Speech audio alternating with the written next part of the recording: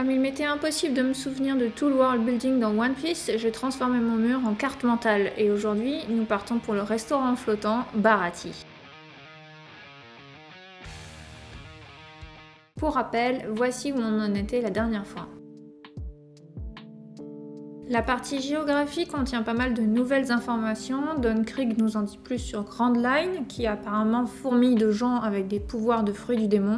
On apprend enfin le nom de la mer sur laquelle on se trouve, il s'agit de l'une des 4 mers, East Blue. C'est la plus calme des 4 et elle abrite les pirates les plus faibles. On sait aussi qu'elle contient le navire-restaurant Baratie et l'île de Gaimon, l'île des animaux rares, ou l'île des monstres dans la version française. Je n'ai pas encore le nom des autres îles que nous avons traversées, mais je les ajouterai lorsqu'elles seront connues. J'ajoute également une carte pour les endroits légendaires ou dont on ne connaît pas l'emplacement. Il y en a 2 cités dans cet arc, All Blue, un océan légendaire qui contient tous les poissons du monde, et une île des hommes poissons, connue des employés du Baratie.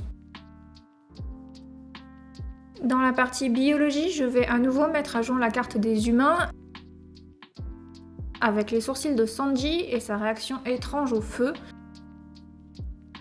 qu'il indique ne pas craindre car il est cuisinier, alors que pourtant on voit les autres cuisiniers avoir une réaction bien plus précautionneuse.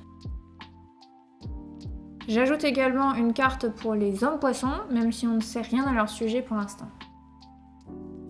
Dans la partie technologie et magie, j'ajoute une carte pour les lames parce que Mihawk parle de son sabre noir et même s'il n'indique pas ce que ça veut dire, je pense qu'avec Zoro dans l'équipage, il est probable qu'on en apprenne plus par la suite. Pour cet arc, je n'ai rien à ajouter dans la partie histoire, je ne pense pas que ce qui s'est passé ait un impact significatif sur le monde au sens large, et on a déjà parlé des légendes dans les autres parties. Pour la partie société, j'ai beaucoup de choses à ajouter au sujet de la marine. En premier, à propos de sa structure, on apprend l'existence d'un QG de la marine, et un SBS donne le détail des grades, que voici. J'ajoute une carte pour les fautes de la marine parce que c'est quelque chose qui commence à se répéter. Les exemples principaux qu'on a vus jusqu'à présent sont l'abus de pouvoir et le népotisme de Morgan, et maintenant Full Body qui affame son prisonnier.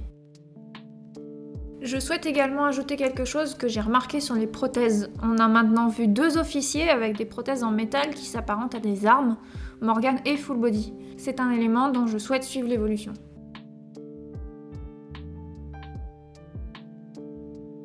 Et voici la carte dans sa totalité à la fin du 4e arc.